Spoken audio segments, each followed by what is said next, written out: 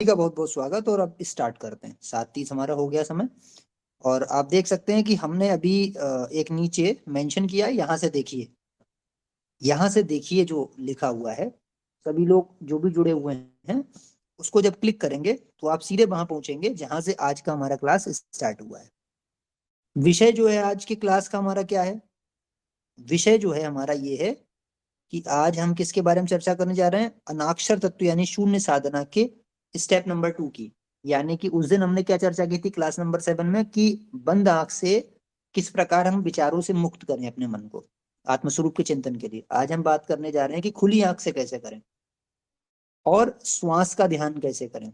ये चीज देखिए, सबसे पहले हम आपको ये भी चीज क्लियर करना चाहेंगे कि श्वास हो गया या हृदय का ध्यान हो गया या नासिकाग्र हो गया, ये सब वास्तव में माध्यम है शून्य साधना के अंतर्गत।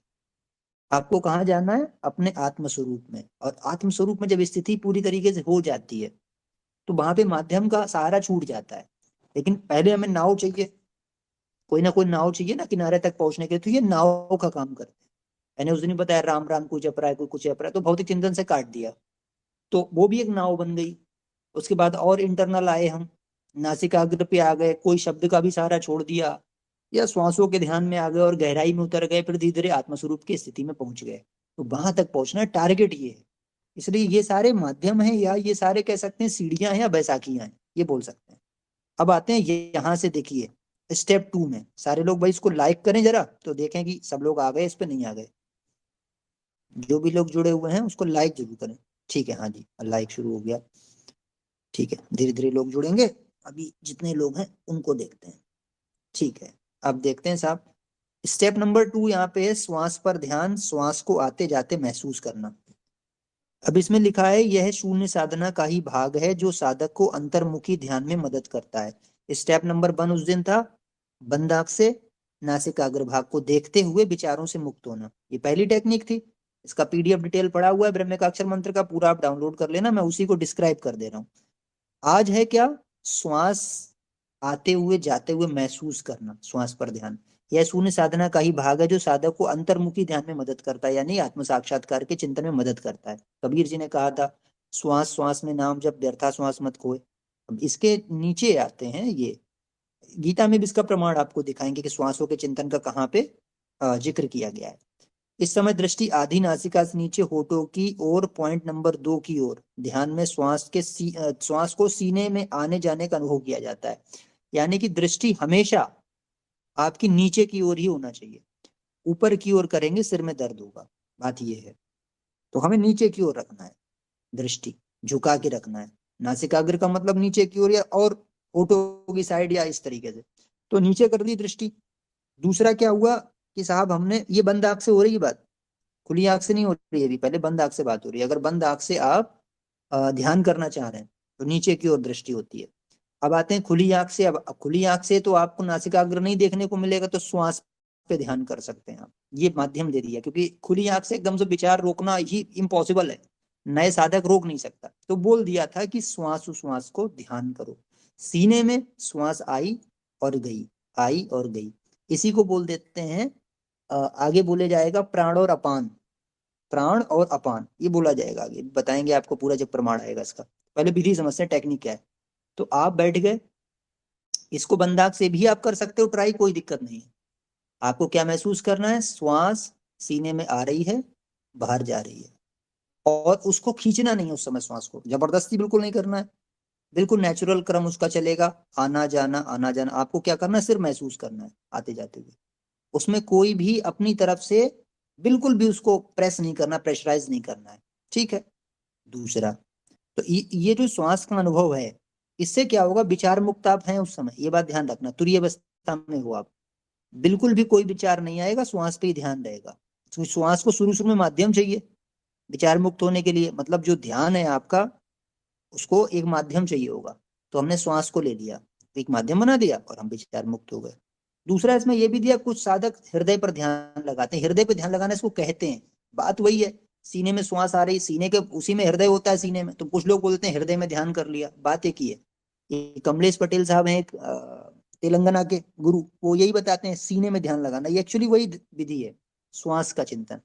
फिर श्वास अनुभव करते समय श्वास को जबरन नहीं खींचना है, मैंने बता दिया। ये सभी केवल सहायक माध्यम है, ये भी मैंने बता दिया कि आपको 0 में लेके जाएंगे, अंतर्मुखी करने की कोशिश करेंगे। ये हो गया हमारा पहला। अब आते हैं दूसरे वाले में। दूसरा क्लिक करेंगे, ये वाला, इसको लाइक करते चलें भैया। दूसरा जो इसके नीचे है, श्वास को रोककर विचार मुक्त होना, ये वाला, यस। इसको देखते हैं, श्वास को रोककर विचार मुक्त होना। अब जैसे पहली जो आपको टेक्निक बताई थी, उससे भी बहुत से नए नए साधक उनके विचार नहीं रोकते हैं। श्वास पे भी कंसंट्रेट अच्छे तरीके से नहीं हो रहा है, वहां पे भी ध्यान कर रहे हैं, तब भी कुछ ना कुछ आ रहा है, आकृति वगैरह, क्योंकि बहुत सारा डेटा है, चित्त में बहुत ज्यादा संग्रह है। तो फिर क्या इसमें बोला गया, एक और टेक्निक यहाँ पे दी गई। इसका भी प्रमाण आपको गीता में आगे दिखाएंगे, ये भी दी गई है। इसमें श्वास को अंदर भरकर, अंदर भर लिया और ये पॉइंट 1 पे लगा दिया, यानी नासिकाग्र पे लगा दिया, सांस अंदर खींच के अंदर ही रोक ली, इसको कुंभक बोलते हैं, कुंभक लगा दिया। और फिर मन को विचारों से मुक्त करने की कोशिश की। ये भी एक टेक्निक हो सकती है, ठीक है। खुली आंख से करेंगे तो कैसे करेंगे, सांस अंदर भरी, यानी श्वास को अंदर भरी और रोक लिया श्वास को, और फिर हमारी दृष्टि की तरह सीने की साइड में ही है, और हम श्वास रोक के विचार मुक्ति कोशिश कर रहे हैं, वहां पर रुक जाते हैं विचार। बंद आंख से करेंगे तो नासिकाग्र का है चिंतन, मतलब दृष्टि, और हमने श्वास भरी और अंदर रोक ली। वो जितना आराम से रुक जाए, जबरदस्ती इसको नहीं करना है कि पूरा एकदम, और ज्यादा भी नहीं भरना है, जरूरत से ज्यादा, जितनी आराम से आ जाए उतना अंदर आई और फिर रोक लिया उसको। ये भी पाया गया कि जब कुंभक लगता है तब विचार कम आते हैं। ये भी गीता में है, आगे सब टेक्निक्स है, मैं आपको दिखाता चलूंगा। अभी पहले समझते हैं बेसिक टेक्निक्स क्या क्या है, इनके प्रमाण बाद में दिखाते हैं। तो ये एक तरीका हो सकता है, लेकिन इसको ज्यादा नहीं करना होता है। ऐसा नहीं कि दिन भर बार बार सांस रोक रहे हैं, कुंभक लगा रहे हैं, बार बार सांस रोक रहे हैं, ऐसा नहीं करना है। ये शुरुआत जब आप बैठेंगे करने अपनी साधना की, और आपको बिल्कुल कंट्रोल नहीं कर मिल रहा है, नए साधक को बिल्कुल कंट्रोल नहीं होता है, तब एक टेक्निक दी जाती है, 2 से 3 बार। आप 2 बार करो केवल, सांस अंदर ली, रोक लिया, और फिर कंसंट्रेट करने की कोशिश की, मन को, विचार नहीं आ रहे, खाली हो रहा है, मन नहीं हो रहा है। एक बार किया आपने, मान लीजिए 30 सेकंड तक रोका, फिर दोबारा सांस ली, ठीक है, थोड़ा सा आवागमन होने दिया सांस का, कुछ देर, कुछ सेकंड तक, फिर सांस लेके फिर रोका। नहीं, 2 बार आपने ऐसा प्रोसेस किया, फिर रोकने की कोशिश की, डीप साइलेंस यानी 0 में जाने की कोशिश की। ये दूसरा स्टेप हो सकता है। ये तब करना है जब इजिली विचार ना रुके, तब करना है, और तभी करवाना है एक प्रशिक्षक के रूप में। इसकी विधि भी है अंदर, गीता में ध्यान योग की तमाम विधियां लिखी हुई हैं। आपके ऊपर डिपेंड करता है आप कौन सा माध्यम पकड़ेंगे, सीधी सी बात ये है ना।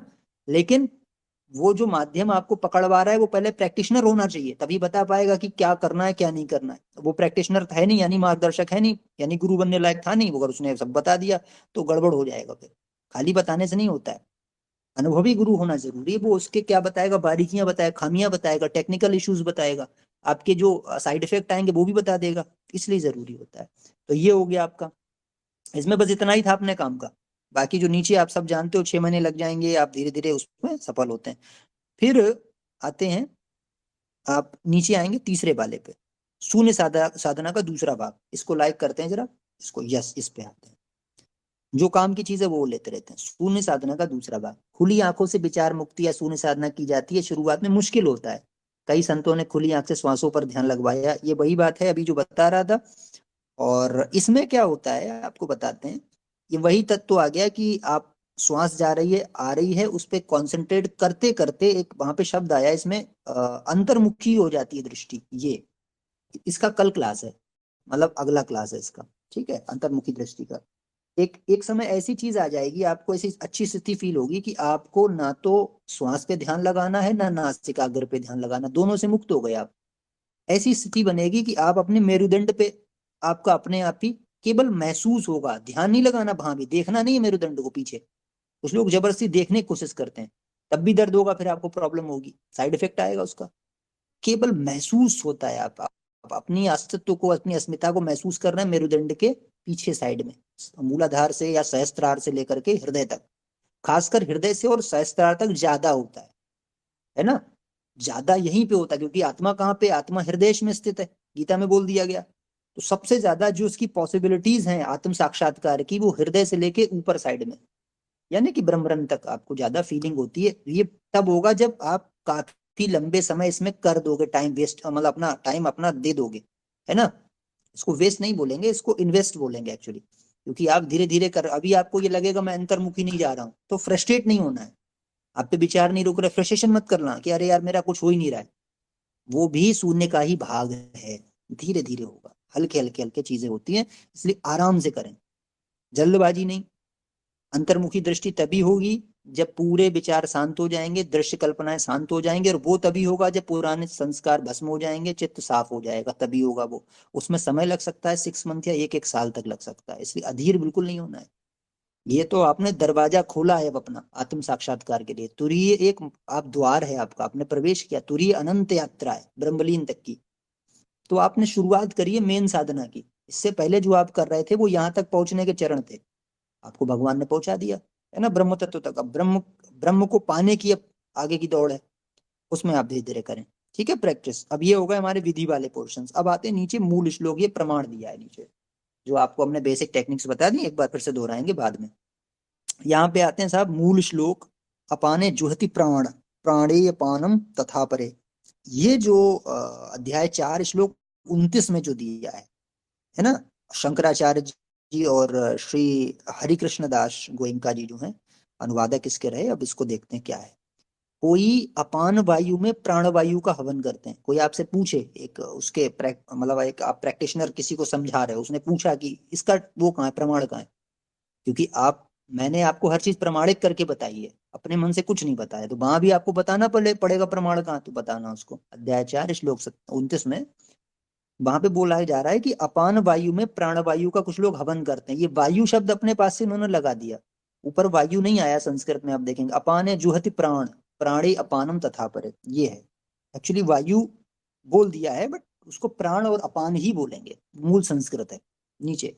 अब ये होता क्या है, ये वही चीज आ गई, प्राण का मतलब जब अंदर सांस ले रहे हैं तो ऑक्सीजन आ रही है, उसको प्राण वायु बोल दिया, जो अंदर आ रही है, और जो रेचक कर रहे हैं, रेचक मतलब छोड़ रहे हैं बाहर के लिए, तो उसको बोला अपान वायु। जो जो वायु बाहर हम निकालते हैं शरीर से वो सब अपान होती है, इसे निकालते हैं ना। तो इस जो योगिक क्रिया है इसमें यही है, अंदर लिया तो साफ प्राण, और बाहर लिया तो अपान। तो उन्होंने बोला कि कुछ साधक ऐसे हैं जो अपान में प्राण का हवन करते हैं, और ऐसे ही कुछ साधक प्राण में अपान का हवन करते हैं। अब इसका मतलब क्या है, वास्तव में अगर ये देखा जाए कि ये क्या है, श्वास के आवागमन का चक्र है, यानी आ रही है और जा रही, पूरक और रेचक, पूरक और रेचक, आना जाना, ये प्राणायाम। इट मीन्स क्या, कि आपने उस पर अपना ध्यान दिया, आना और जाना, ये प्राणायाम आपका चल रहा है, वो ऐसा नहीं कि जबरदस्ती उसको करना, वो तो चल ही रहा है, नेचुरली है, सांस आएगी और जाएगी भी। आपको क्या करना है, उसको ध्यान बस केंद्रित कर देना उस पर, कि आ रही है जा रही है, बस अनुभव उसको फीलिंग में ले लेना है। मुख और नासिका के द्वारा वायु को बाहर निकलने की प्राण की गति, वो थोड़ा सा और उन्होंने डिस्क्राइब नीचे कर दिया, और उसके बाद नीचे एक चीज और यहाँ पे बोली जा रही है, उन प्राण और अपान दोनों की गतियों को रोककर कोई अब यहाँ पे देखिए नीचे, चौथी लाइन नीचे से, उन प्राण और अपान दोनों की गतियों को रोक कर, यानी रोक दिया, श्वास आ रही हो जा रही दोनों को रोक दिया, ये कुंभक आ गया। नीचे नीचे दे दिया लास्ट लाइन में, अर्थात प्राणायाम में तत्पर हुए वे केवल कुंभक नामक प्राणायाम करते, ये भी मैंने ऊपर आपको बताया था कुंभक वाला। ये 3 बता दिए कि अभी आपका अगर नहीं रुके तो आप कुंभक लगा लीजिए, है ना। कुंभक 2 प्रकार के होते हैं, आंतरिक और बाह्य। एक ऐसा होता है जिसमें अंदर आई सांस और आपने अंदर ही उसको रोक लिया, फिर विचार मुक्त होने की कोशिश की। और एक ऐसा कुंभक होता है जिसमें श्वास बाहर निकाली, उसके बाहर कुंभक लगा दिया, अंदर सांस आने देने, मतलब आने से रोका, है ना। ये 2 प्रकार कुंभक होते हैं, इसमें ज्यादा प्रभावी जो है वो कौन सा है, श्वास अंदर खींच के उसको रोक देना, पेट खाली कर दिया उसके बाद जो कुंभक लगाओगे उसमें इतना बेनिफिट देखने को नहीं मिला, बात यहाँ पे है। तो ये वाला कुंभक कारगर है कि हमने उसको रोका, गतियों को मतलब अवरोध किया। तो ये है प्राण और अपान का पूरा चर्चा, जो आपको श्वास उश्वास का जो जाप, जो कबीर जी बोलते थे, वही श्वास उश्वास का जाप। इसका एक दूसरा अर्थ भी बनता है, मैं वो भी बता दे रहा हूँ आपको, 2 अर्थ है इसके। इसका एक अर्थ ये भी है कि अगर हम इसको प्राण लें, शब्दों को प्राण वायु ना लें, तो उसका ये भी अर्थ बनता है कि प्राण का अर्थ चेतना, जो जीवन की शक्ति है, और अपान का अर्थ जो वायु जो गमन कर रही है ना। तो इसमें जो रेचक और जो वो है, क्या रेचक कर दिया मतलब बाहर निकाल दिया, और पूरक, ये 2 अवस्थाएं जो हैं उन पर प्राण को केंद्रित करना, यानी चेतना को केंद्रित कर देना, इसका ये भी मतलब बन रहा है यहाँ पे। और उनकी गतियों को रोक कर कुंभक लगा देना। ये पूरी वही टेक्निक आ गई जो शून्य साधना में आजमाई गई है। इसको बोल दिया हवन करते हैं। हवन का मतलब क्या है? ध्यान कर दिया, यानी उस पर केंद्रण कर दिया अपना। ये उसको हवन कर दिया कि अपान में प्राण का हवन कर दिया, प्राण में अपान के। इसको इसका मतलब ये नहीं कि आहुति डाल दी इसमें जाके, ऐसा नहीं है।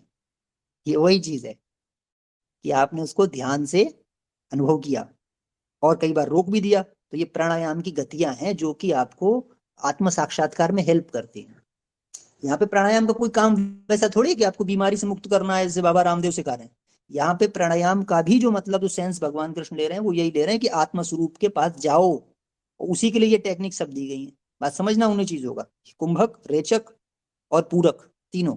आप तीनों आपने समझाया आपको, अपान वायु, प्राणवायु और कैसे कैसे क्या करना, तीनों टेक्निक यहाँ पे आ गए। अब आते हैं नीचे, थोड़ा कबीर जी पे आते हैं। कबीर नहीं भरोसा देही का, इसको जरा लाइक करेंगे, ये चीज देखते हैं भाई। ये क्या है?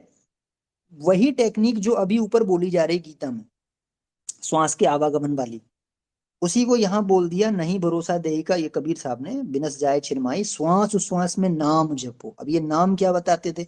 इससे पहले की क्लास में आपको बताया कबीर जी कौन सा नाम बताते? सत्य नाम, सार नाम, निज नाम। निज माने तुम्हारा नाम। तुम्हारा नाम मतलब रमेश, मुकेश, सरिता, सीमा, ये नहीं। इट मीन्स कौन सा नाम? आत्मा स्वरूप का चिंतन। तुम्हारा निज नाम यानी आत्मा स्वरूप, है ना, वो आत्मा का नाम। तो ये वही बता रहे हैं, श्वास उश्वास में नाम जपो। अब श्वास उश्वास में नाम जपो का मतलब क्या? अब श्वास में तो नाम जपा नहीं जाएगा। तो कुछ लोग ज्यादा काबिल थे, उन्होंने क्या करा कि श्वास जा रही है, मतलब आ रही है अंदर तो सो बना दो, बाहर जा रही तो हम बना दो, ऐसे करके कुछ ने करवा दिया। सो हम का जाप चलवाने लगे। ये ज्यादा काबिलियत होती है। भाई हमें बैसाखी की सहारा चाहिए क्यों? जब श्वास आ रही है जा रही है, हम उसी को फोकस करके जब अपने आत्म स्वरूप में जाना चाह रहे हैं, तो उसमें भी कुछ नहीं लगाना था। लेकिन लोग कुछ करते हैं इसमें, करते हैं कबीरपंथी। बट यहाँ सीधा सीधा कॉन्सेप्ट है, श्वास उश्वास में नाम जपो। नाम कौन सा है? कोई मंत्र नहीं। उन्होंने बोला निज नाम। पहले बताया था आपको, एक एक पीडीएफ में बता दिया, निज नाम कबीर जी बोलते हैं। निज नाम का मतलब आपका नाम, यानी आत्मा हो, आत्म स्वरूप वो है आप, आपका रियल निज नाम। यानी क्योंकि देह बदलती रहेगी, तो नाम तो फिर अनश्वर हो गया, मतलब नश्वर हो गया। तो अनश्वर क्या है? आत्मा। तो आप कौन? एक शुद्ध आत्मा। यही आपका नाम बोला जाएगा, निज नाम। यही आपका सार तत्व बोला जाएगा। यही आपका सार नाम, आदि नाम, सतनाम, सब यही बोला जाएगा। तो सीधे सीधे कबीर जी यहाँ पे क्या बोल रहे थे कि श्वास उश्वास जो आ रही, श्वास का मतलब अंदरली उश्वास, आना जाना, उसमें क्या करना है? आत्म स्वरूप का चिंतन करना है, यानी कि उसको ध्यान से फोकस करना है, अनुभव करना है, आना जाना। उसी से फिर एक और यहाँ पे एक स्टेटमेंट आया है कि एक दिन मिल सी आए, वो नीचे दिखाएंगे कबीर जी का। एक दिन मिल सी आए का मतलब अंतर्मुखी दृष्टि अपने आप बन जाती है। कि बड़े टेक्निकल चीजें हैं, यहाँ तक पहुंचना बिना भगवान की मेधा के भाई असंभव है। उसको भी दिखाते हैं। तो ये तो श्वास श्वास वाला कबीर जी ने कॉन्सेप्ट क्लियर कर दिया। कबीर जी का मीन्स करोड़ों लोगों ने इसको वेरीफाई कर दिया। कबीर पंथी एक नहीं है भारतवर्ष में। कबीर पंथ जितना गुरुओं के द्वारा फॉलो किया जा रहा है, उतना शायद दूसरा कोई पंथ नहीं किया जा रहा। करोड़ों से आदमी फॉलोअर का करोड़ है। इसके बाद फिर नीचे आते हैं, देखिए, ये श्वास उश्वास में नाम जपो, व्यर्थ श्वास मत खोए, और ना जाने श्वास का आवन हो कि ना हो। तमाम संत मत परंपराओं में ये भी भैया बोला जाता है। स्टेटमेंट मुझे नहीं मिला ये एक्चुअली आया कहाँ से। राधा स्वामी पंथ में था ये, और भी पंथों में मैंने देखा, बहुत जगह देखा। कुछ लोग बोलते हैं कबीर जी का है, कुछ गरीबदास जी का बोलते हैं, जहां से भी आया। लेकिन तमाम गुरु इसका सहारा लेते हैं। श्वास उश्वास में नाम जपो, व्यर्थ श्वास मत खो। यानी ये वही बात आ गई जो कबीर जी ऊपर कह रहे थे, श्वास उश्वास में नाम जपो, और ये इन्होंने श्वास श्वास बोल दिया। इसको बात वही है ना। श्वास आ रही है, श्वास जा रही है, उसमें अपना नाम, अपना स्वरूप का चिंतन करो, ये बात वही आ गई। फिर आते हैं नीचे, थोड़ा सा और उतरते हैं। ये जो क्लास 8 का नोटिफिकेशन था उसके नीचे आते हैं, सुमिरन का अंग। ये जो मैंने रेड में 2 बना दिए, इस पे आते हैं, इसको लाइक करते हैं। देखिए ये क्या है? ये कबीर पंथ की एक शाखा है, गरीबदास जी महाराज वाली। कबीर पंथ में भी ये वैलिड है। सुमिरन का अंग जो है कबीर सागर से लिया गया। और जितने भी तमाम गुरु हैं जो कबीर जी को मानते हैं, मेरे हिसाब से 100% लोग मानते हैं कबीर जी को। इस समय जो गुरु हैं वो सारे मानते हैं। उन्होंने क्या टेक्निक वहां पे भाई सब बताइए, सुमरन कांग में। कबीर सुमरन मार्ग सहज का सतगुरु दिया बताए, श्वास उश्वास जो सुमरता। फिर से वही बात आ गई, श्वास उश्वास में जो सुमरण करेगा, एक दिन मिलसी आए। कि मिलसी जो आए है, ये इंपॉर्टेंट चीज है। मैं आप लोग कहता हूं ना कि अपने श्वास पे ध्यान लगाओ, मतलब आ रही है जा रही है, तो एक दिन क्या होगा? अंतर्मुखी दृष्टि हो जाएगी, यानी आत्म स्वरूप में स्थित हो जाओगे। तो ये वही बोला जाए, एक दिन ऐसा होगा कि मिलसी आए, यानी आप मिल जाएंगे अपने आत्म स्वरूप से, कनेक्शन आ जाएगा आपका, वो ये बोला जा रहा है श्वास श्वास में जो सिमरता है। उसके बाद फिर नीचे आते हैं, कबीर माला श्वास श्वास की फेरेंगे निज दास, ये भी बोल दिया कि माला श्वास श्वास की जो है उसमें अपने अपने निज स्वरूप का चिंतन करेंगे दास जो होंगे, यानी जो भगवान के बच्चे होंगे वो। और 84 भर में नहीं कटे कर्म की फांस, बोल दिया। कर्म का मतलब संस्कार भस्म हो जाएंगे। कबीर जैसे दिग्गज संत ने वेरीफाई कर दिया, 84 में जाना नहीं पड़ेगा, लक्ष्य 84 जो 84 लाख योनियां है, यानी कि पाप मुक्ति वाली साधना है ये। शून्य साधना जो तुरीय है, इसलिए मैं बोलता हूँ तुरीय के सामने सारी साधनाएं बच्चों वाले खेल हैं, हमेशा मैं बोलता हूँ।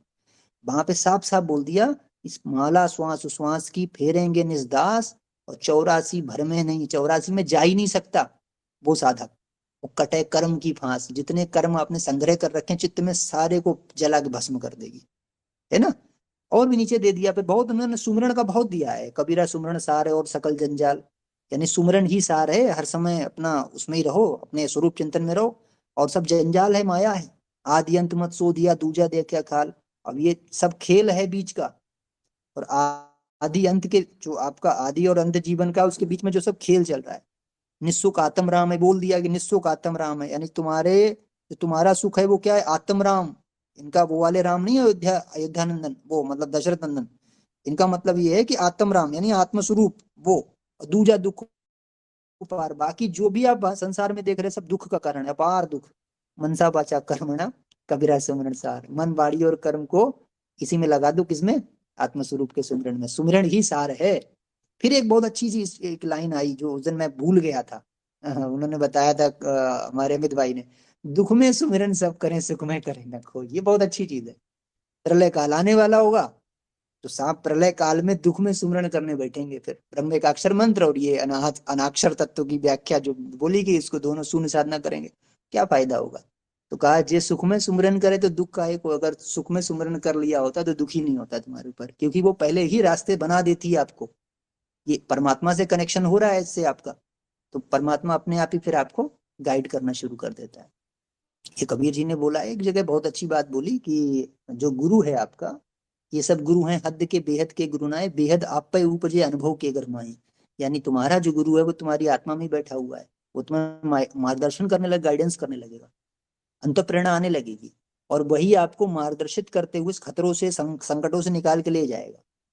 इसलिए बोला जाता था कि अपने स्वरूप का चिंतन करो, आत्मा आत्मा से कनेक्ट हो यानी परमात्मा से कनेक्ट हो जाओगे, सीधी सी बात ये है। ठीक है, ये आ गया। अब आते हैं नीचे पर, इसके बाद ये देखिए, कबीर सुमरन सोमन लाइए, ये आते हैं इसके।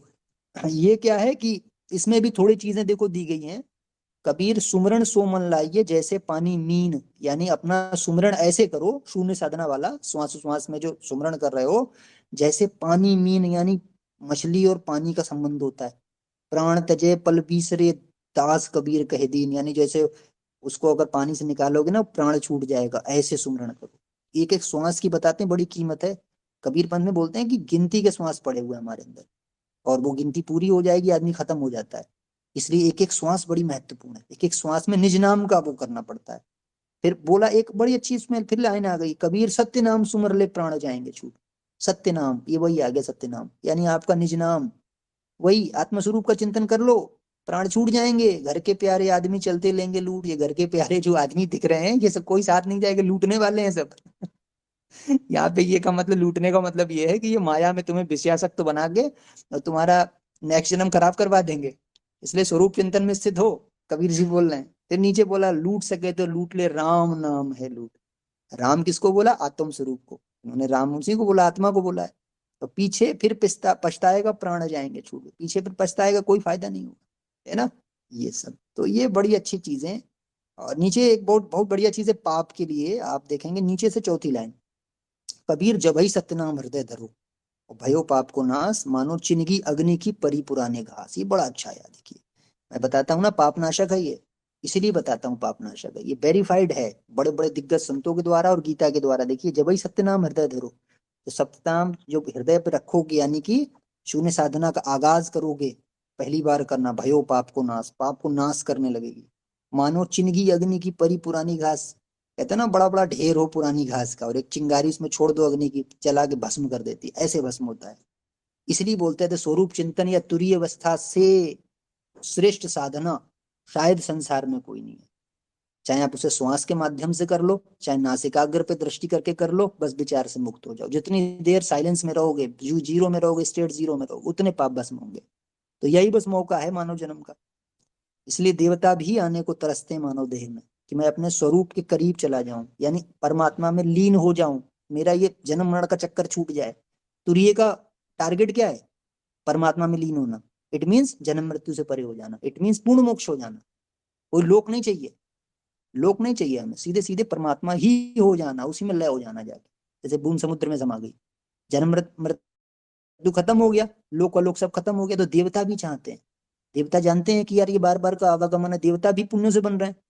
देवगण जो स्वर्ग लोक के पुण्यों से बन रहे हैं, पुण्य खत्म हो जाएगा, दूसरा देवता उनकी जगह पोस्ट ले लेगा।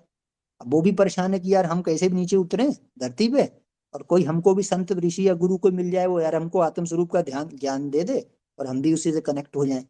और कनेक्ट हो जाएं, फिर हम क्या करें, अपने आप को ब्रह्म के करीब ले जाएं, ब्रह्मलीन हो जाएं। इट मीन्स हम अपना ये आवागमन छोड़ दें।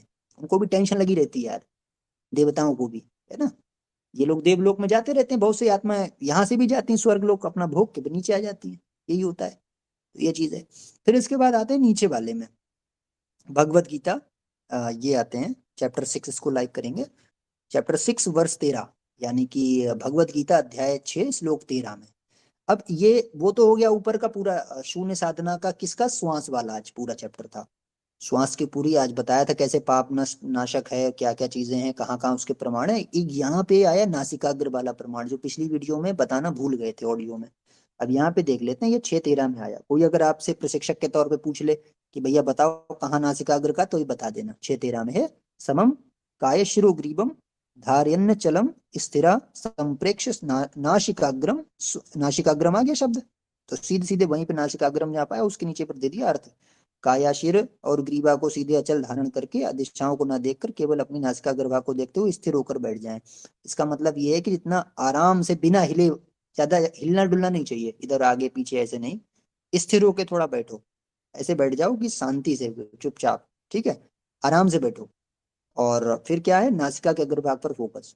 तो ये वो चीज आ गई वहां पे। और इसका जो इसके बाद वाला जो है वो भी देखते हैं, उसको करते हैं, और थोड़ा सा स्क्रॉल करके नीचे आते हैं। ये वाला देखते हैं, मूल श्लोका, इसको लाइक करिए। देखिए ये आया, प्रशांतात्मा विगत भी ब्रह्मचारी व्रते स्थित मन संयम मच्चित्तो युक्त आसीत मत्परः। इसका दिया है, ये उसी के बाद वाला है, यानी 6:13 के बाद 6:14 में। पहले नासिकाग्र की बात हो रही थी ना, तो यहाँ पे ये भी तर्क आता है कि नासिकाग्र जो आप करा रहे हो, क्या ये वही वाली टेक्निक है आत्म स्वरूप वाली? तो हाँ वही टेक्निक है। नीचे 6:14 में क्लियर कर दिया उसको, क्या बोला, साधक को प्रशांत अंतःकरण, यानी अंतःकरण को शांत कर दे, निर्भय हो जाए, ब्रह्मचर्य व्रत में स्थित, यानी इंद्रियों को वश में करना। ब्रह्मचर्य का मतलब वो नहीं है जो अभी आजकल बना दिया बाबाओं ने। ब्रह्मचर्य का मतलब पांचों इंद्रियों को वश में रखना, मन को संयमित कर दिया, यानी विचारों से मुक्त कर दिया, चित्त को मुझ में लाया, यानी यहाँ पे चित्त का मतलब ध्यान से बोला गया है। ध्यान को किस में लगा दिया, मुझ में ही लगा दिया। मुझ में का मतलब भगवान ने क्या बोला, मैं आपके हृदय में बैठा हुआ हूँ। इट मीन्स वहीं पे लगाना है ध्यान को। ये वही आ गया आत्मस्वरूप का चिंतन, और मुझे ही परम लक्ष्य समझकर बैठना चाहिए। तो कुल मिला के ये जो 13 और 14 जो बोल दिया, 6:13 6:14, ये नासिकाग्र वाली टेक्निक कौन सी है, जिसमें लक्ष्य क्या होना चाहिए, परमात्मा ही लक्ष्य होना चाहिए, यानी आत्मा ही लक्ष्य होना चाहिए, क्योंकि आत्मा ही कौन है, गोविंद है। उन्होंने बोला है मैं हृदय में बैठा हुआ हूँ। तो ये कंडीशन पूरी 6:13 6:14 में क्लियर हो गई कि नासिकाग्र वाली हमारी पूरी प्रमाणिक है, वैलिड है गीता के अनुसार। ये जो कि पिछले क्लास में स्किप हो गया था, तो इसलिए अब आते हैं इसके नीचे। ये बहुत इंपॉर्टेंट चीज है, एक और देखते हैं इसको। ये हाँ मूल श्लोका, हाँ स्पर्शान कृत्वा बहिर्वाची, इसको देखते हैं। इसमें तेजोमयानंद जी और राम सुखदास जी ने बनाया ये।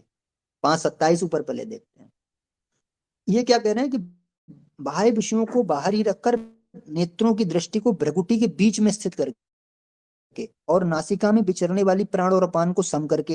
फिर नीचे जो पढ़ेंगे, बाह्य पदार्थों को बाहर छोड़कर, ये दूसरे का है ट्रांसलेशन, उसमें 2 श्लोक में इकट्ठे दे दिया 28 में, तो आधा ऊपर था, इसमें क्लियर हो जाएगा पूरा। बाह्य पदार्थों को बाहर छोड़कर नेत्रों की दृष्टि को भवों के बीच में स्थित करके, नासिका में विचरने वाले प्राण और अपान को सम करके, जिसकी इंद्रियां मन और बुद्धि अपने वश में है, जो मोक्ष प्राण है, जो इच्छा भय और क्रोध से सर्वदा रहित है, वह मुनि सदा मुक्त ही है। अब यहाँ पे लोगों ने इसी श्लोक को पढ़ के सबने भ्रगुटी में ध्यान लगाना स्टार्ट कर दिया। परेशानी यहाँ पे आई। ये श्लोक जो था इतना कंफ्यूज कर दिया लोगों को कि उन्होंने क्या करा, ब्रह्म का अक्षर मंत्र ओम जप रहे हैं और भ्रकुटी में ध्यान लगा दिया। इस भ्रकुटी में ध्यान लगाने के चक्कर में कई लोग पागल हो गए। इसके जीते जागते प्रमाण मिलेंगे आपको। हम जिन जिन संस्थाओं में रहे, बहुत से भ्रकुटी के साधकों को सिर में दर्द हुआ, बहुत पीड़ाएं उन्होंने उठाई, क्योंकि गलत गलत फेक फेक बाबाओं ने उनको अपना बांटा। अब यहाँ पे इसको पहले समझना है, ये है क्या एक्चुअली, पहले ये समझना है। क्या ये ब्रह्मिकाक्षर मंत्र के साथ करने वाली चीज है 528 529 में? नहीं करने वाली चीज है। ये कोई टेक्निक नहीं है जिसमें हम आत्मस्वरूप का चिंतन कर रहे हैं या क्या कर रहे हैं। मतलब आत्मस्वरूप तो अलग बात होगी, पहले तो ब्रह्म का अक्षर में वो करवा रहे हैं, ओम जपो और त्रिकुटी में चले जाओ। यहाँ कहाँ लिखा हुआ है कि ओम करो त्रिकुटी में चले जाओ? बिल्कुल वैलिड नहीं है। तो ओम के साथ में क्या टेक्निक थी जो 8-13 में आई थी, जो पहले बताया था आपको? उसमें क्या टेक्निक आई थी? अध्याय 8 श्लोक 13, हमेशा याद रखना जीवन में, हमेशा वही टेक्निक मूल है जो ब्रह्म का अक्षर की। क्या उसमें बोला गया था? क्या बोला था? ओम इत्येकाक्षरम माम ब्रह्म व्यवहारन अनुस्मरण या पर्यात तजन हम सयाति परमाम गतिम, यानी कि ओम का उच्चारण करता हुआ और मेरा स्मरण करता, यानी आत्मा का स्मरण करता हुआ जो शरीर त्याग के जाता है, वो टेक्निक थी। वहां पे नहीं बोला गया कि आप ये करें। तो ये किस में ध्यान लगाएं? ये वाला चीज, यानी भ्रकुटी में ध्यान लगाएं। अब दूसरी बात आती कि ये क्यों रख दिया भाई, ये क्यों रखा गया? इसको फॉलो कभी नहीं करना। मैं फिर बता रहा हूं, ना किसी को करवाना, क्योंकि ये गुरु लोग बताते हैं, जिसने जो प्रैक्टिशनर खुद रहा होगा वो बताएगा आपको। ये क्या है? ये एक स्थिति है। जैसे महादेव आप बैठेंगे ना, कभी देखेंगे तो महादेव बड़े विचारमग्न ध्यान की अवस्था में चले जाते हैं। आधी आंखें खुली, आधी आंखें बंद हैं। ये वो वाली है, रिलैक्सेशन है एक तरीके का, और वो स्थिति में बैठे हुए हैं। तो वहां पे वो क्या कर रहे हैं? वहां पे भी वो सोच विचार कुछ नहीं रहे, बट डीप रिलैक्स की मुद्रा में है वो। ये वो मुद्रा है, ये वो स्थिति है, इसके बारे में यहाँ गीता में बताया जा रहा है। तो अगर इस मुद्रा में हम बैठना चाहें, अब कोई क्वेश्चन ये करेगा कि भाई हम भी ये करना चाहें, क्योंकि 28 में नीचे दे दिया ना कि ये नासिका में प्राण और वायु को सम कर दो। नीचे प्राण और अपान को सम कर दो का मतलब आ रही है और जा रही है, उस वो समानता हो जाए उसमें, मतलब एक अनुपात हो जाए, फिक्स हो जाए, और उसे मतलब प्राकृतिक रूप से चलने दें, बिल्कुल उसमें छेड़छाड़ ना करें, तो सम हो जाएगी आराम से। जैसे जितनी मात्रा को चाहिए फेफड़े को उतना आएगी और उतनी चली जाएगी। आपको बहुत ज्यादा उसमें वो नहीं करना है, गतिरोध नहीं पैदा करना, अवरोध पैदा नहीं करना, ये बात आ रही है। और उसके बाद मन बुद्धि को अपने बस में कर लिया, बिल्कुल सही बात। और कहा कि वो आदमी सदा ही मुक्त है, लेकिन ये नहीं बोला जा रहा है कि तुम भी ऐसा करो। बात समझो, वो मुक्त है का मतलब वो एक स्थिति में पहुंच चुका है साधक। ऐसी कोई स्थिति है जहां पे पहुंच के वो बैठा हुआ है और उसको मुक्त मान सकते हो, ये बोला जा रहा है। नए प्रैक्टिशनर के लिए नहीं बोल रहे हैं भगवान की ये वाला करने लग जाना। इन्होंने सबने करवाना शुरू कर दिया।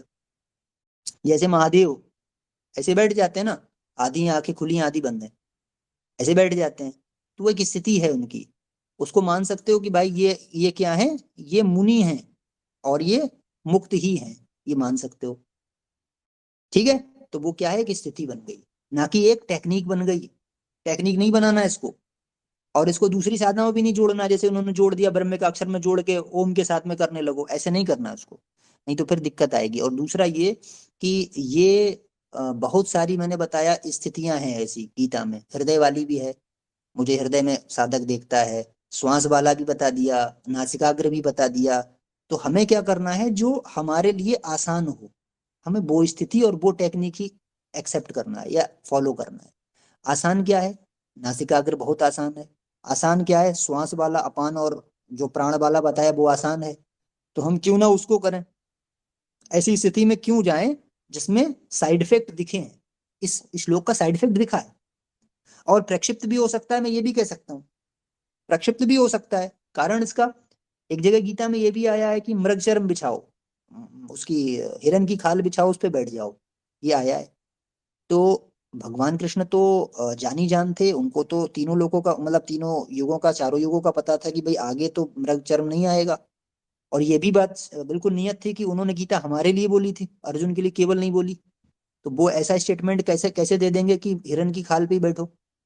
इट मीन्स क्या था? वो प्रक्षिप्त नॉलेज था, कॉन्ट्रडिक्टरी स्टेटमेंट था कि आप हिरन कहाँ कहाँ ढूंढोगे। अगर ये उसको हम मैंडेटरी पार्ट बना दें साधना का, कि हिरन का मृग चरम ढूंढ के उससे बैठोगे तभी अब तुम्हारा कल्याण होगा, या कुशासन पे बैठोगे तभी कल्याण होगा, तो फिर क्या होगा, बहुत से साधक इससे बाहर हो जाएंगे, साधना से बाहर हो जाएंगे। भगवान कच्चा खिलाड़ी नहीं है, भगवान ऐसी स्टेटमेंट दे ही नहीं सकता कि आधे साधक उससे बाहर आधे अंदर हो जाए। तो ये बचकानी चीजें होती हैं जो बाल के आचार्यों द्वारा कुछ जोड़ दी जाती हैं, बट इनको पकड़ना ही बड़ा मुश्किल है। अब जैसे इसी स्थिति में देख सकते हैं आप, जो नेत्रों की दृष्टि भ्रकुटी के बीच वाली, और इससे ऊपर जो 6:13 में आपने भी पढ़ा था, वहां पे क्या था, नासिकाग्र में दृष्टि करते हुए, और नीचे 6:14 में क्या बोल दिया, परम लक्ष्य किसको मानो, मुझे मानो, मैं आत्मा में बैठा हुआ हूं। तो कन्फ्लिक्ट हो गया, कन्फ्लिक्ट हो गया कि अगर उस स्थिति में व्यक्ति को बोला जा रहा है कि मेरे परायण होकर बैठो, एटीवी, पहली बात तो वो टेक्निक है पूरी। अब इसको स्क्रॉल करके फिर से एक बार ऊपर आइए 6:13 में। आपको ये चीजें बहुत क्लियर करना जरूरी, वरना ये आपको शास्त्रार्थ में बड़ी दिक्कत हो जाएगी। 6:13 में जब आप आते हैं दोबारा से, उसमें साफ साफ क्या बोला गया, 6:13 में क्या बोला, काया काय शिर और ग्रीवा को समान अचल धारण किए हुए स्थिर होकर अपनी नासिका के अग्रभाग को देखकर अन्य दिशाओं को ना देखता हुआ। फिर 6:14 में आएंगे, नीचे दिया, जिसका अंतःकरण शांत है, जो भय रहित है और जो ब्रह्मचारी व्रत में स्थित है, ऐसा सावधान योगी जिसका मन संयम में मेरे में चित्त लगाया, मेरे में चित्त लगाया हुआ यानी भगवान यानी आत्मा में, और मेरे प्राण होकर बैठे, इट मीन्स आदेश है, वहां पे बोल दिया बैठना चाहिए, बैठो, it means order, it means guidance. तो भगवान ने सीधा गाइडेंस किसको दे दिया, ये स्टेटमेंट समझना, गाइडेंस क्या दे दिया कि नासिकाग्र में ध्यान लगाओ, मन को विचारों से मुक्त करो और बैठो, आत्म स्वरूप का चिंतन करो। ये तो हो गया आदेश, यानी पूरी टेक्निक जो वेरीफाई कर दी भगवान कृष्ण ने, ये बोल दिया कि बैठ जाओ बेटा इसमें। अब जब इसमें आएंगे, जो हमारा 5:27 था, ये क्या कह रहा है, यहाँ कहीं नहीं लिखा कि बैठो ऐसे ना, आदेश नहीं है। आप देखो पूरे दोनों दोनों श्लोक पढ़ो, 27-28 में क्या बोला जा रहा है, बाह्य पदार्थों को बाहर छोड़कर नेत्रों की दृष्टि को भावों के बीच में स्थित करके नासिका में विचरने वाले प्राण और अपान को सम करके, जिसकी इंद्रियां मन और बुद्धि अपने बस में है, जो मोक्ष प्राण है, जो इच्छा भय क्रोध से सर्वदा रहित है, वह मुनि सदैव मुक्त ही है। ये नहीं कहा जा रहा है कि तुम बैठो या तुम्हें ऐसा करना है, बिल्कुल नहीं कहा जा रहा है। इट मीन्स ऑर्डर नहीं है, इंडिकेशन नहीं है, गाइडेंस नहीं है, डायरेक्शन नहीं है, यहाँ पे नहीं है, ऊपर था 6:13 6:14 में। इसलिए मैं बोलता हूँ नारायण मुखारबिंद को पकड़ो। नारायण मुखारबिंद कहाँ पे आया, 6:13 6:14 में आदेश दे दिया, यहाँ आदेश नहीं है। यहाँ पे की स्थिति बता दी जा रही कि कोई ऐसा दिख जाए तो उसको मान लेना कि वो मुनि मुक्त है, ऐसा मान लेना, बट ऐसा करना नहीं है आपको। ये इसको टेक्निक नहीं बोल सकते आप योग की, इसलिए रिजेक्ट है ये। लेकिन सारे उसको फॉलो कर रहे हैं, ये एक स्थिति है। हो सकता है साधक उच्च अवस्था में चला जाके ऐसा हो जाता हो, ये बोल सकते हैं। या ये भी हो सकता है कि उसकी दृष्टि अपने आप ही भ्रगुटी में चली जाती हो बाद में, जब बहुत ऊंची स्थिति में किसी में पहुंचता हो। लेकिन हम उसको शुरुआत में क्यों करें, जबरदस्ती क्यों करें, जब भगवान बोल ही नहीं रहे कि ऐसा करो। तो हमेशा जब भी कोई नया प्रैक्टिशनर आए बोले कि साहब ऐसा है, तो इसमें 5:27 में मेरे पास एक क्वेश्चन आया था, 5:27 में तो ये बोल रहे हैं, तो मैंने कहा इसमें कहाँ लिखा हुआ है कि भगवान कृष्ण ने कहा तुम भी बैठो ऐसे करना, बताओ। बस दूध का दूध पानी पानी हो जाएगा। और 6:13 6:14 में जब उसे पढ़वाना, उसमें साफ साफ लिख दिया ऐसे बैठना चाहिए, ऐसे बैठो, डायरेक्टली बोल दिया भगवान का आदेश है, यहाँ आदेश नहीं है। बस यही अंतर हो गया। एक एक पॉइंट में आपको देखना पड़ेगा, बहुत मूल तत्व पकड़ने पड़ेंगे, वरना आप जो है, क्योंकि अभी होगा क्या ना कि कल ही भी अपने गुरु छोड़ेगा, असिस्टेंट अपना छोड़ेगा, और आप भी अपना भाई प्रचार करोगे। आप, मैं आपको बहुत होनहार प्रशिक्षक बनते देखना चाहता हूँ, ऐसा नहीं कि बिल्कुल ऐसे कुछ खाली यार टेम्परेरी वाला ना, इतना दमदार कि आपकी बात का कोई काट ना कर सके, ऐसा। मैं ये चाहता हूं कि अगर मुझसे कोई क्वेश्चन आए तो मुझसे पहले मेरा जो ट्रेनी है वो उसका आंसर कर सके, तो मैं ये बड़े प्राउडली बोल सकूं कि मेरे जो ट्रेनीज है, मेरे ट्रेनी ग्रुप से जो पहले बैच मेरा निकला है, उनसे पहले शास्त्रार्थ करो, उसके बाद मेरे पास आना, ऐसा मैं चाहता हूँ। और ऐसा तभी बनेगा जब आप अपने पार्थ भाई की एक एक बात को बहुत गहराई से पकड़ेंगे और हृदय में उतारेंगे। तो यहाँ पे आदेश नहीं आया 5:27 में बैठने का, ये एक स्थिति है, और वो क्या है ऊपर वाली, समझ रहे हैं क्या, 6:13 और 6:14 में वो टेक्निक है, आदेश है, डायरेक्शन है, इंडिकेशन है भगवान कृष्ण का कि ऐसे करो। इसलिए बोलते हैं नारायण मुख अरविंद को पकड़ना चाहिए। तो बात पूरी चीज क्लियर हो गई आज, सारे डाउट्स भी क्लियर कर दिए, बहुत कुछ इसमें हो गया। तो अब थोड़ा सा ओवरव्यू फिर से बता देते हैं, जो अभी भी जुड़े हो नए लोग। देखिए आज क्या था, क्लास नंबर 8 था, शून्य साधना का दूसरा भाग। पहला भाग हमने क्लास 7 में किया था, जिसमें क्या बोला था, आंख बंद करके विचारों से मुक्त हो जाओ और प्रैक्टिस करो कि विचार ना आए। आज दो टेक्निक जोड़ दी। कौन सी? आंख खुली हुई है, हर समय तो आंख बंद करके नहीं बैठ सकते, तो खुली आंख से क्या हुआ, श्वास आ रही है, श्वास जा रही है सीने में, केवल आवागमन, उसमें किसी प्रकार का गतिरोध, अवरोध या जबरदस्ती खींचना, कंबल करना नहीं है, जैसे आ रहा है जैसे जा रहा है बस उसको महसूस करना आते जाते। ये कहानी है। श्वास उश्वास बोलते हैं इसको, अपान और प्राणवायु, ठीक है, ये चीज। तो उसमें क्या है, विचारों से मुक्त हो जाएंगे आप, क्योंकि आपका ध्यान किधर है, श्वास के आवागमन पे, तो बाहर का चिंतन नहीं होगा, भौतिक चिंतन से काट दिया आपको। इट मीन शून्य साधना आपकी परफेक्ट हो रही है ना। हालांकि इसका फल जो है 100% नहीं मिलता है, लेकिन बहुत कुछ मिलता है, इतना मिलता है कि पुराने पाप भस्म कर देगी सारे, यही कर देगी पूरा, और आपको वहां तक पहुंचा देगी, ब्रह्मलीन अवस्था तक पहुंचा देगी, इसमें पावर है इतनी। और दूसरी बात क्या है कि ये तो ये हो गया, खुली आंख से बैठ के श्वास का चिंतन करना, इन श्वास पे ध्यान लगाना, और ये बंद आंख से भी कर सकते हो। अगर आपको बंद आंख से आराम से बैठे हो, श्वास आ रही जा रही सीने में आपको महसूस कर सकते हो, दोनों से कर सकते हो, प्रॉब्लम कोई नहीं है। स्पेशली खुली आंख से ज्यादा बढ़िया रहता है, क्योंकि बंद आंख से तो आप नासिकाग्र वाला तो आप जानते ही हो पहले से ही। इसको दोनों में अप्लाई कर सकते हो। एक तीसरी टेक्निक ये बता दी, जिसमें आपको हमने बताया था गीता में कि क्या, उसमें ये बता दिया कि कुछ लोग क्या करते हैं, दोनों गतियों को रोक कर, यानी कुंभक लगा देते हैं, है ना। अध्याय 4 के श्लोक 29 में बोला, वहां पे कुंभक का जिक्र आया क्या, तो उसको मैंने एक टेक्निक में बांधा। फिर वो क्या है, जिन लोगों का नासिकाग्र ध्यान में भी विचार आ रहा है, श्वास में भी विचार आ रहा है, बड़ी दिक्कत है, उनको फिर कुंभक ट्राई करना चाहिए। कौन सा वाला? श्वास अंदर भरी, जितनी आराम से आ जाए, बहुत ज्यादा नहीं भरना, ओवरलोड, आराम से आ जाए, हमने भरी, फिर कुंभक लगा दिया, नहीं बाहर नहीं निकाला, बाहर जाने से रोक दिया उसको, और फिर विचार मुक्त होने की प्रैक्टिस की। थोड़ी देर रुके, 30 सेकंड हो गए, जितने आराम से रोक सकें। ये भी नहीं कि जबरदस्ती रोकना है, कुछ लोगों को श्वास की प्रॉब्लम भी होगी, 10 सेकंड रोक रहा, 10 सेकंड ही रोकने दो, आराम से, नेचुरली जितना आराम से रोक पाओ रोकने, उस समय जाके डीप साइलेंस यानी जीरो में जाने की कोशिश करो, विचार मुक्त होने की, तो वहां पे जल्दी हो जाते हैं, गीता में बोला गया। और दूसरा फिर क्या है कि ये चीज हो गई, हमने क्या करा, आपने उसको रोक दिया और फिर आराम से उसको छोड़ दिया। तो ये, और इसको 2 बार सिर्फ करना है, 2 या 3 बार मैक्सिमम कर सकते हो, ज्यादा बार नहीं करना है कि इसी में लगे रहे। ये तो बस ये चीज है कि आपका विचार बिल्कुल नहीं रुक रहे थे, आपने 2-3 बार इसको किया, तो कहीं ना कहीं विचारों में थोड़ा सा, यानी विचार जो क्या होगा आपका, शांत होगा इससे। कुंभक जब लगाते हैं, ये ऐसा माना जाता है, और ये अनुभव भी है, साधक, मेरा भी साधना खुद पर्सनल अनुभव भी है कि जब भी कुंभक लगाता हूँ उस समय विचार कम आते हैं, और गीता ने वेरीफाइड भी कर दिया, टेक्निक है ये, तो आप कर सकते हो, ठीक है। तो तीनों चीजें आपको समझा दी। नासिकाग्र भाग, बंदाक से, नासिकाग्र को पहला स्टेप चला गया, दूसरे स्टेप में फिर क्या आते हैं, श्वास के आवागमन सीने में, वहां पे क्या, खुली और बंद दोनों आंख से कर सकते हो आप। अगर फिर भी विचार नहीं रुक रहे हैं तो क्या, श्वास अंदर ली और जितनी देर नेचुरली हो सके रोक के कुंभक लगा लिया, तब जीरो में जाने की कोशिश की, उसको 2 से 3 बार ही करना है, उसके बाद नहीं करना है। फिर किस में आ जाएंगे, श्वास वाले ध्यान में आ जाएंगे, श्वास आ रही है जा रही है, बस उसमें चल रहे हैं आराम से। आप इसको करके देखो, श्वास वाला इतना जबरदस्त है ये, आप तो यकीन नहीं करेंगे। एक समय ऐसा आ जाता है, फिर जब इंटरनल जाएंगे अंतर्मुखी दृष्टि में, उसका भी कल जिक्र होगा, और अंतर्मुखी दृष्टि का प्रमाण भी आपको देंगे गीता में, वो भी है इसमें। गीता पूरा कंप्लीट दर्शन है, उपनिषद का, वेद का निचोड़ निकाल के रख दिया भगवान ने। आप समझो कि हमारे सामने ये है, बेटा अमृत है, तुम ले जाओ। बट इसको समझने वाला, समझाने वाला भगवान का कृपा पात्र होगा, तभी समझा सकता, अन्यथा नहीं समझा पाएगा। तमाम घूम रहे हैं, कोई फायदा नहीं, सब मिसगाइड कर देंगे, ठीक है। तो आपका आज क्लास समाप्त होता है यहाँ पे। आई होप आपको अच्छा लगा होगा, इन चीजों को सबको आप फॉलो करेंगे आराम से, अपना जो है साधना को भी अब ये बढ़ाते भी जाना है ना, करते जाना है साथ में, भैया करते रहो, सभी लोग करेंगे सीखेंगे, और आपको तो मार्गदर्शक बनना है आगे, है ना।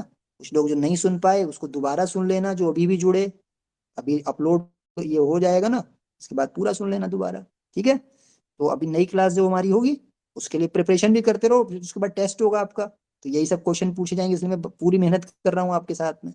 इसमें इंटरनल क्वेश्चन आएंगे डिस्क्रिप्टिव वाले, ठीक है। केवल एक ही है जो आज तक किए हैं, वो आप हैं, आप ही अर्जुन। अरे भाई साहब, अमित भाई, जय श्री कल की, जय श्री कल की, जय श्री कल की। ठीक है भाई, मिलते हैं आपसे नए क्लास में। जय श्री कल की माधव, जय श्री जगन्नाथ, जय श्री पंचगा, जय श्री सत्य।